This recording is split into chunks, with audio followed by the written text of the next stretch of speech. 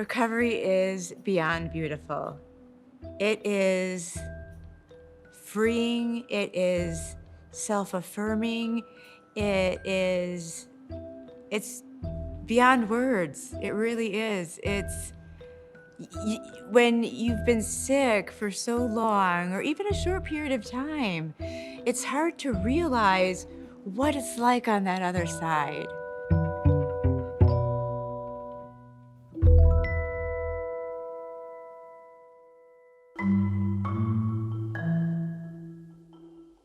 Eating disorders are very insidious. They insinuate every aspect of your existence. It is all you can think about. It is food, weight, shape. It's not eat a tuna sandwich. That's going to help you. And it's not about not liking food. It's about being afraid of food, at least in my case.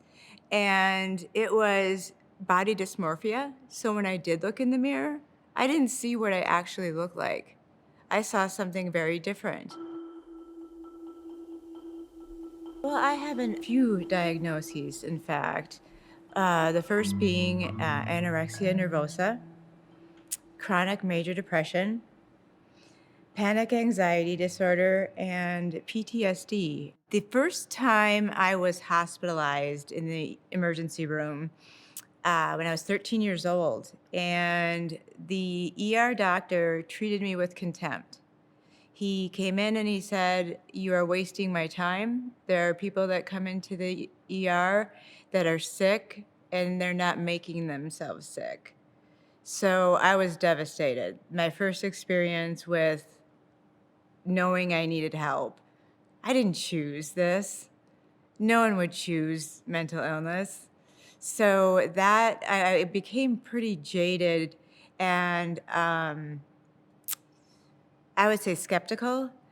When I was told on more than one occasion that I was a lost cause, I still had some fight in me, and I did not give up. I didn't trust the medical profession, but I thought that I could tackle this on my own, which was not the case, but it kept me alive.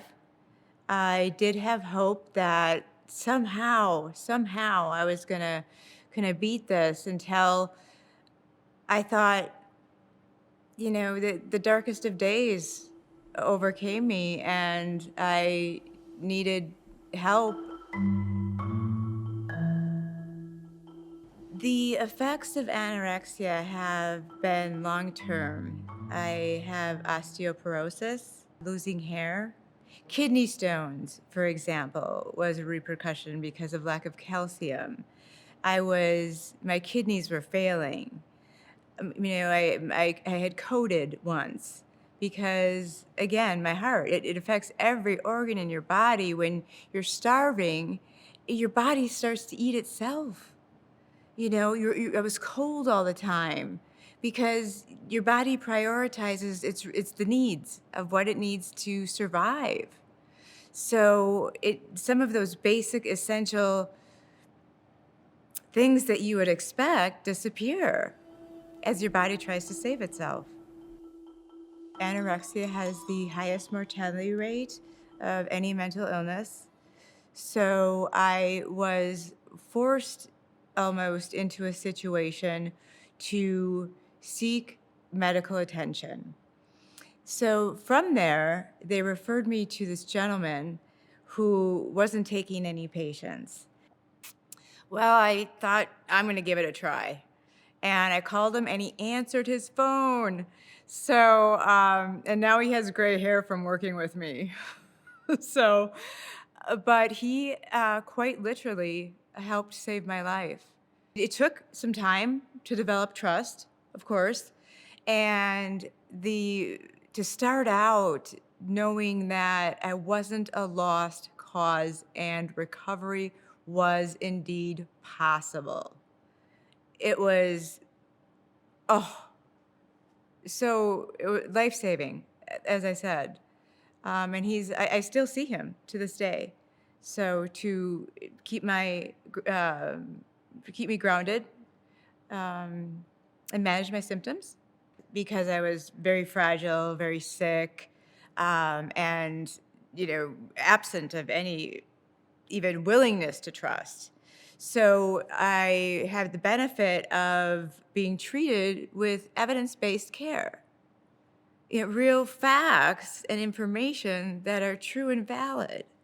So it's very, very encouraging to know that I wasn't a lost cause, to know that I wasn't alone, and that recovery was possible because at this point, I wasn't sure that it was. I had to learn a healthy relationship with food, which was very, very difficult. And through trying and trying and support of my therapist, poor man repeating himself and repeating himself.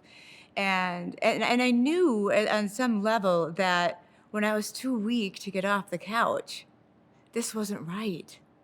It was, suicide on the installment plan. So it took me a long time, but a lot of hard work and support. There are many, many things that I had to learn. I had to really learn how to rethink, to realize that food is fuel. It's a necessity. That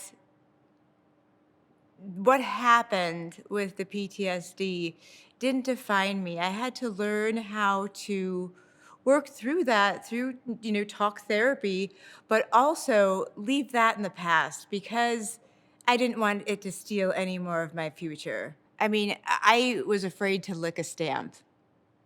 I mean, that's how um, my thinking was so outrageous, if you will. And it became learning how to love, number one, and learning how to be loved. And that included me. And when I realized that I wasn't a lost cause, I wasn't a bad person, that it was a disease, that I didn't choose this. It's not lack of will, it's not a weakness. Taking medication isn't a weak is not a weakness. It's actually a strength to say, I'm gonna try this to see, I went off medication 4 times, thinking that I was weak. Spiraled down every time. You think I'd learn after the first couple times, right? But no, I kept trying to do it my own way, and I finally learned my lesson. Several things were actually key to my recovery. First of all, was finding my voice. I didn't want anyone else to go through what I went through. I wanted to provide hope. That's why I talk about my story. That's why I educate people on mental illness. I am a relentless advocate. I wrote a book, which was pretty crazy for a very private person. But it was evidentiary support, my life, as to why we need a mental health system because of my experience, my life experience. My dad still, every day, I talk to him every morning, and he says, kiddo, hang in there, I love you. Just something like that.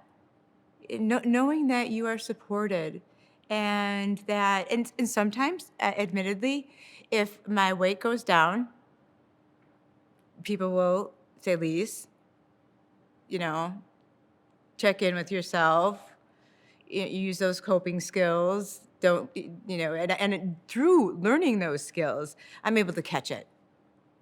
And again, that's through the support of others, obviously my therapist as well.